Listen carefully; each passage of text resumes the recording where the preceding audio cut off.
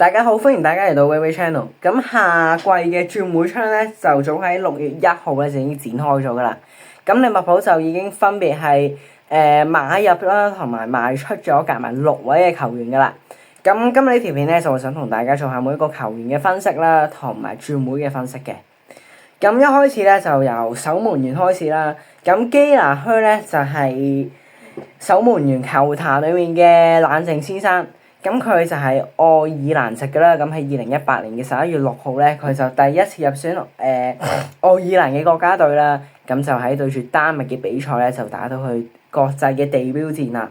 咁佢喺利物浦啦，喺英超裏面咧就已經上陣咗25場比賽，咁就有8場嘅不失球紀錄啦。咁就冇入波同埋冇助攻，咁都係非常之正常。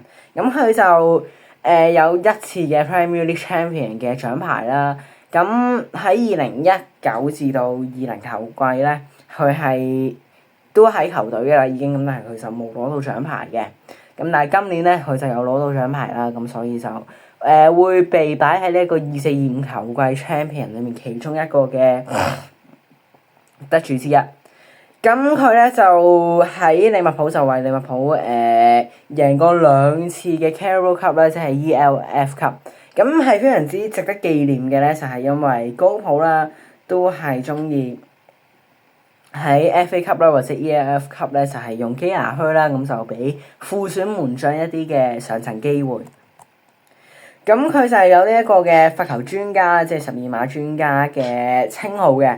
咁其實佢受到嘅12碼同阿利遜正選龍門咧係差唔多嘅。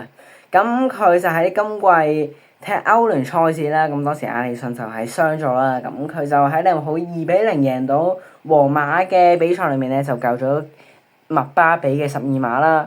咁然後佢就係喺2021-22球季嘅 Carabao Cup Final 咧就入咗12碼，然後亞西巴加拿咧就射失12碼啦。咁然後咧利物浦咧就贏到 Carabao Cup Final 啦。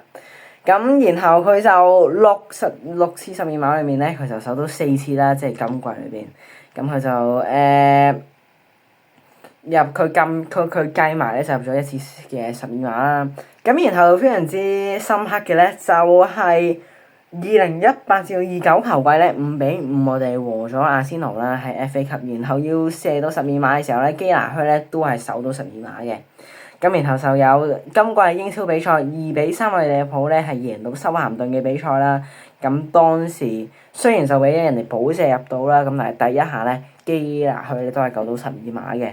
咁仲有就係都值得一提嘅對住李斯特城嘅比賽啦，咁佢都係有守到2個12碼嘅。當時對住3-3李斯特城咧，就應該係23球季嗰季嘅。咁但係咧，我哋就非常之遺憾咧，就下一季就冇得用呢一位嘅門將啦。咁佢就轉會轉咗去賓福特啦，咁就以1800萬嘅英鎊啦，咁就轉會到去賓福特啦。咁好多嘅利物浦粉絲咧都覺得呢一個係一個 scam 嚟㗎啦，即係對於賓福特啦，咁就咁平可以買到一個嘅副選門將。咁係非常之值得嘅，咁啊同埋呢一位嘅副選門將咧，都成日係被評咧，佢就算真係要打正選咧，佢都真係有呢個能力嘅，咁可以話係球壇裏面最好嘅副選門將嚟㗎啦。咁然後第二個球員咧就係亞歷山大阿奴啦。咁亞歷山大阿奴咧就已經呢一個轉會就已經有差唔多3個星期㗎啦，確認咗。咁今季咧佢就有2個入波啦，咁分別就係1-0作客對住李斯特城啦嘅入波啦，咁就攞到3分，就令到利物浦咧贏多1場比賽咧就可以贏到英超冠軍。咁同埋喺差唔多12月嘅比賽裏面咧，咁就係作客對住亞士東維拉2-2，亞歷山大阿奴咧就係入呢一個嘅利物浦入 equaliser 啦。咁雖然咧係有 deflection 啦，咁但係彈到入網咧都係佢嘅入波嚟㗎啦。咁呢2球入波咧，一球就擁有個，一球咧就係左腳嘅窩利。咁佢哋喺利物浦最後一球入波咧都係左腳嘅窩利，咁佢係從來都係未試過用左腳入波嘅。咁佢絕對咧係稱得上一個嘅傳奇嚟㗎啦，無論喺英超啦或者係喺利物浦入邊。咁佢就為利物浦上陣咗259場賽事，入咗18球啦，助攻咗64球，同埋有72場嘅不失球紀錄。咁佢就喺1920球季就攞到 Young Player of the Season 啦。咁喺同一年咧，同埋2024-25球季咧都係攞到英超冠軍嘅。咁佢就攞過2次嘅 Player of the Month。係啦，咁就佢其實喺6歲嘅時候咧，就已經入咗利物浦嘅青訓啦球隊啦，咁啊，然後就係喺高普帶領緊利物浦之下咧，就係簽咗亞歷山大阿奴。咁咧，高普都有俾好多機會亞歷山大阿奴上陣啦，俾佢犯錯啦。咁然而咧，佢而家就係一個非常之好嘅球員啦。咁佢就係一個嘅進攻嘅右後衞啦。咁佢就入過好多嘅自由球嘅入波㗎啦。咁就分別咧就有3-1啦，我哋主場對住車路士。咁啊，然後2-1啦對住車路士。咁然後佢嘅第一球入波咧，其實咧就係喺歐聯比賽裏面咧1-0對住 Hoffenheim 啦。咁嗰一場咧仲要係 play-off 嚟嘅，咁個季陣咧好係打得唔係咁好啦 ，group stage 咁就要打 play-off 咧先至可以去打到 Champions League 嘅 knockout stage。咁然後咧入咗2球咧就係利物浦4-3贏咗富咸嘅比賽啦，咁就入咗一個嘅自由球啦，同埋入咗一個窩利。然後喺利物浦贏咗1-0對住韋斯咸嘅比賽裏面咧，咁嗰一球雖然就唔係佢入啦，但係佢咧就做咗一個非常之好嘅goal line clearances 啦。咁同埋佢就喺上幾季嘅其中一場比賽啦，對住韋斯咸，我哋輸咗2-3啦最終。咁但係嗰一場咧，佢都入咗一個非常之靚嘅罰球嘅。咁對於呢一個轉會嘅評論啦，咁當時都係非常之 hit 啦。咁同埋我都有拍一條片咧，就係解釋我對佢嘅自己個人意見啦，同埋分析㗎啦。咁大家咧都可以歡迎撳右上角咧，可以睇一睇翻呢條片嘅。咁亞歷山大阿奴咧就已經約滿咯，所以佢就係自由球員咧，就係1蚊都唔使俾咧，就可以去到皇家馬德里啦。咁但係咧利物浦咧就收到10 million 嘅 pound 啦，咁就係因為咧皇家馬德里就係想早啲去，即係喺6月1號咧就已經亞歷山大阿奴咧就已經喺皇馬入邊㗎啦，就係因為佢哋要打呢個嘅 Club World Cup 啦，咁就同埋依家佢哋右翼位咧係缺少緊嘅。咁所以咧就俾咗10 million 利物浦咧，咁咧就可以放人啦，可以做啲。然後咧第3個嘅人選咧就要講嘅咧就係希丁加啦。咁希丁加咧佢係一個利物浦嘅傳奇嚟㗎啦。咁佢之前咧就係喺2008年咧，其實係喺亞積士青訓啦。咁喺2008年咧就去咗馬體會，咁然後咧就去愛華頓啦。咁後嚟個4個球季上咗140場啦。咁喺2015年嘅6月咧，佢就同亞積士續約多1年，咁但係佢就受傷啦，咁就冇辦法完成呢個合約嘅。咁係啦，咁佢咧就會喺亞積士咧做 head coach 啦，主教練啦。咁佢今季咧喺利物浦贏到冠軍嘅呢一季啦，咁佢都有獎牌攞啦。咁佢就係史諾嘅。唔係 head coach，但係 assistant coach 啦。咁佢就係一個嘅協助主教練嘅職位啦。咁但係咧，佢依家咧就會去重返佢嘅母會咧去執教啦。咁係啦，咁其實都唔使話要俾咩錢啊，所有嘢啊。咁但係依家咧，佢41歲啦。咁咧，希丁加咧就簽咗2年嘅約啦。咁就會係翻返去亞積士啦。咁啊，亞積士咧今季咧係打得唔係幾好啦。咁啊，最後就係因為佢哋俾飛燕諾咧係反擊啦，然後可以攞到冠軍嘅。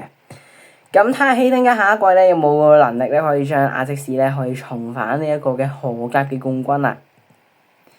然後就翻返去利物浦嘅球員啦。咁正選球員咧就繼續有㗎啦，就係路易斯大亞斯咧將會離開利物浦啦。咁佢就為利物浦咧效力咗3季啦。咁喺2021-22球季咧就係引入咗呢位球員。咁佢就係上陣咗103場比賽，入咗29球，同埋助攻咗15球啦。咁其實佢嘅助攻咧就係佢嘅入球嘅一半。咁佢嘅地標戰咧就係2012球季3-1對住諾定咸森林咧，就係唔係諾定咸森林係諾域治啦。咁咧佢就係入3-1嘅嗰一球嘅。咁當時利物浦咧就係輸緊1球啦，然後阿里遜，然後文尼嘅倒掛入波就1-1啦。咁然後阿里遜傳到俾沙拿咧，就擺到去2-1啦。咁啊反擊到，然後戴亞斯咧就入致勝嘅一球啦。咁佢喺2018年咧就係對住Colombia 咧就已經係佢嘅地標戰啦。咁但係咧佢就係最近2021年嘅 Copa America 咧，佢先至開始係得到佢嘅獎賞啦。喺國家隊咧，咁就因為佢就轉咗利物浦啦。咁啊，然後佢就成為神射手啦，同埋卡雲尼一樣啦，好似。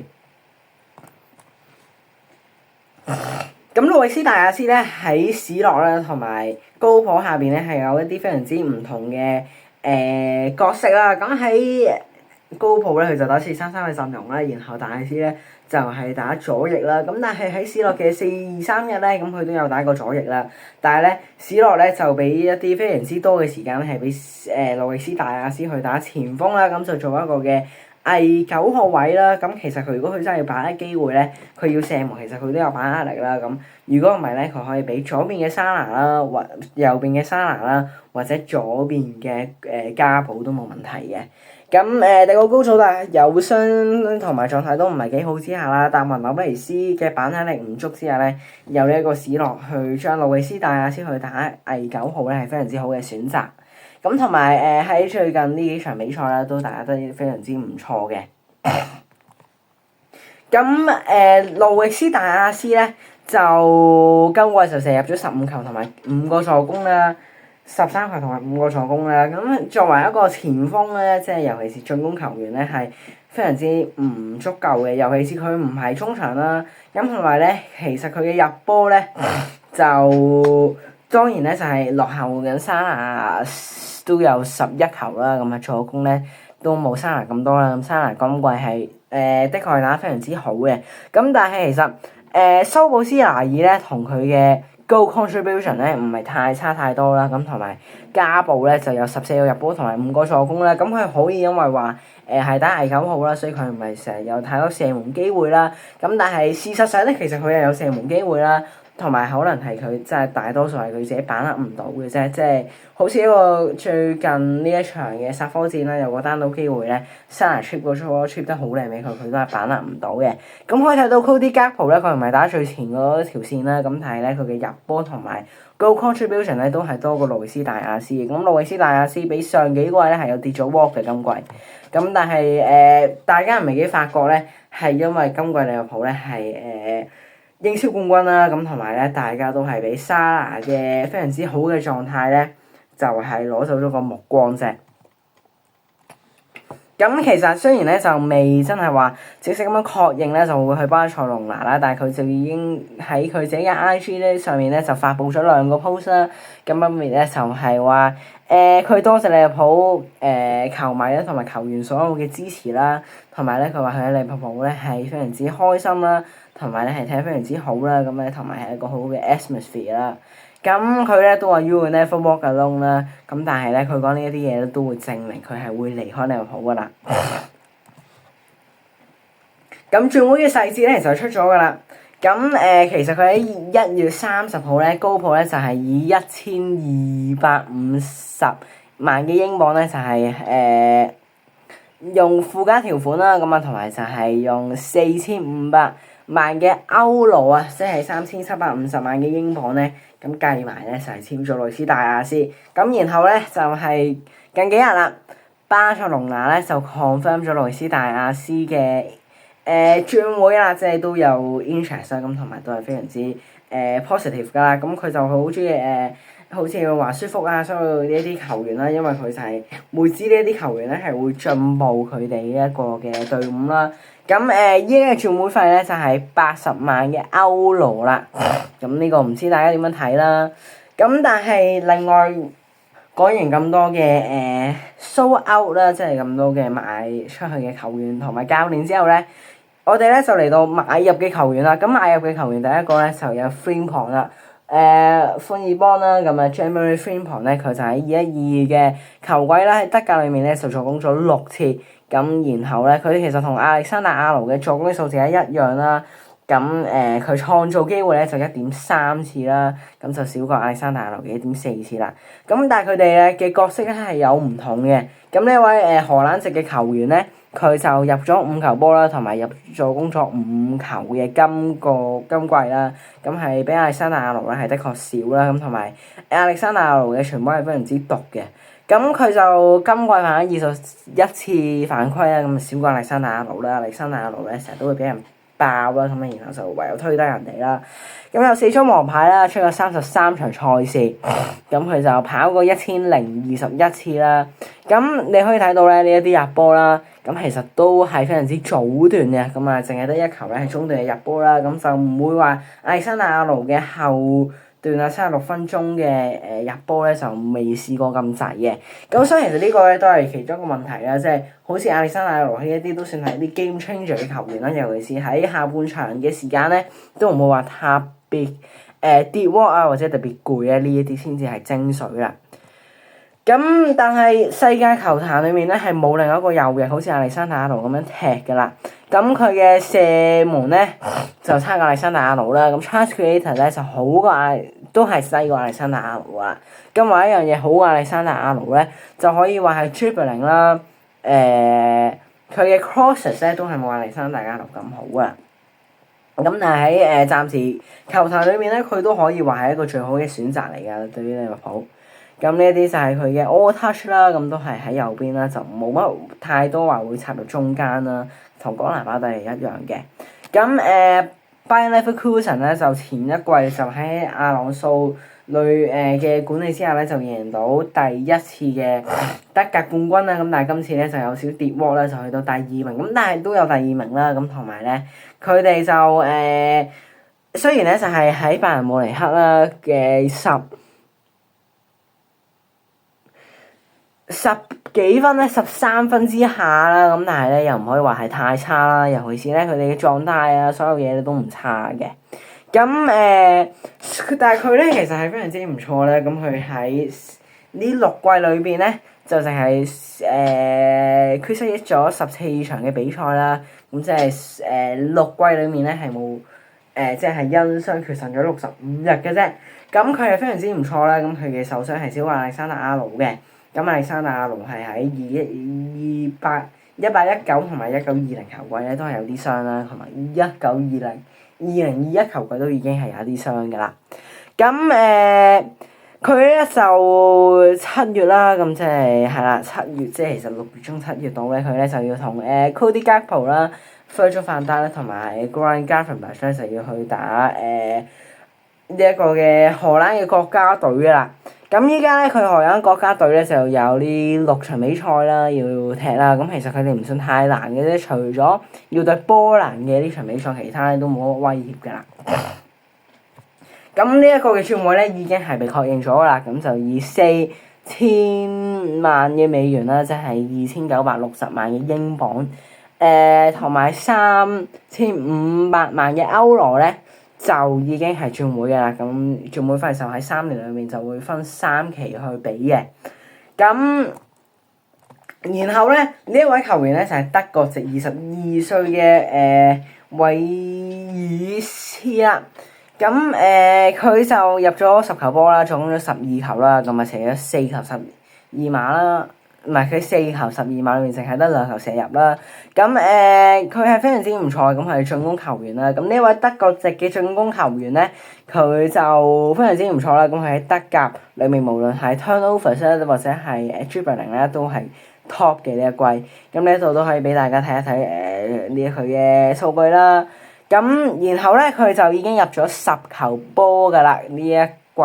咁10球波裏面咧就非常之多啦。咁尤其是就係101分鐘嘅入波啦。咁其他咧都非常之唔錯嘅。咁啊有2球嘅12碼啦，大家都可以睇到。咁佢超早嘅入波又有，中段入波又有，同埋後段入波都有嘅。咁呢一度都可以俾大家睇一睇多一次呢一個嘅排名啦。咁佢就最近咧，佢就係輸咗1-2俾葡萄牙啦。咁但係佢咧早段咧就係佢為德國打開紀錄嘅。咁然後咧佢就仲有非常之多嘅比賽要踢啦。咁就要對一係就即係要打即係類似第3名嘅 Play-off 嘅戰啦。咁然後就仲有6場比賽咧要去打呢一個 UEFA Qualification。咁佢呢一球咧就係佢嘅入波啦，咁係頂得超靚啦，去到右下角入網嘅。咁呢一度咧就係俾少少傳媒啦，俾大家睇啦。咁係啦，咁我都可以睇到咧，韋斯斯咧係非常之唔俾面沙比亞朗素噶啦，因為咧佢就係搭咗架私人飛機去到曼徹斯特啦。咁其實就係利物浦俾錢咧去。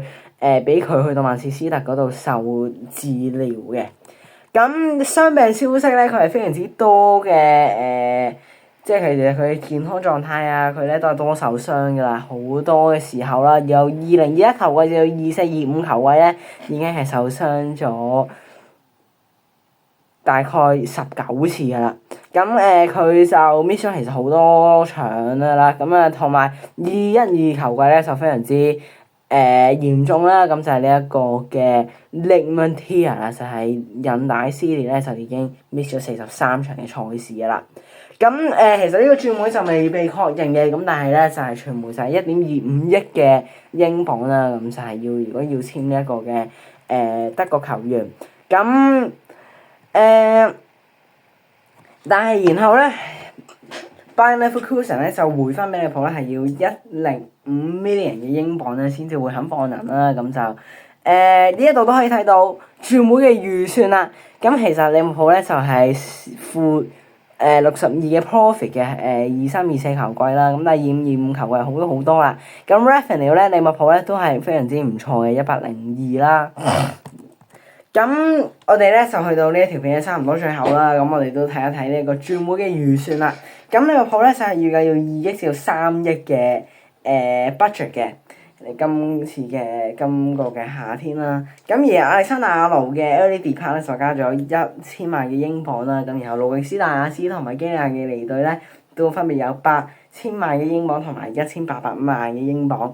咁然後咧我哋要簽 Frimpong 咧就已經減咗3000萬嘅英鎊啦。咁但係咧然後咧我哋又要簽埋韋爾斯咧就要花多成1.25億嘅英鎊。咁但係咧咁樣計埋，其實我哋咧都已經係只不過係用緊我哋 budget 裡面嘅4700萬嘅英鎊啦，所以都唔算好多嘅。咁整體嚟講咧，就係呢一個嘅轉會啦。咁暫時其實已經係5日嘅啫，咁已經係非常之成功啦。咁但係有啲已經非常之早，尤其是亞歷山大阿奴嘅轉會就已經係被確認咗㗎啦。呢一個嘅夏天轉會窗開始之前，咁但係開始之後咧，就分別有基拿虛啦，同埋路斯大亞斯嘅離隊啦。咁雖然咧係對球會係有少少嘅impact 啦，咁但係相信咧依家就可以買翻到亞歷山大阿奴個位咧，就可以有Frimpong 去代替啦。咁然後韋爾斯咧，相信都已經7-8㗎啦，會搞掂㗎啦。咁就可以替代到呢一個中場嘅位置啦。咁但係我自己認為咧，利物浦係要花一啲錢啦，同埋花一啲時間去喺呢個夏天裏面咧，係要買到一位嘅前鋒，可以打9號啊或者左翼嘅球員咧係有把握力啦。同埋可能咧就真係要買多一個嘅正選前鋒啦，就係要替代達雲紐維斯同埋迪奧高祖達嘅位啦，因為佢哋今季咧的確係發揮得唔係幾好啦，把握力差之餘咧係冇狀態。咁然後迪奧高祖達咧年紀都擺在眼前啦。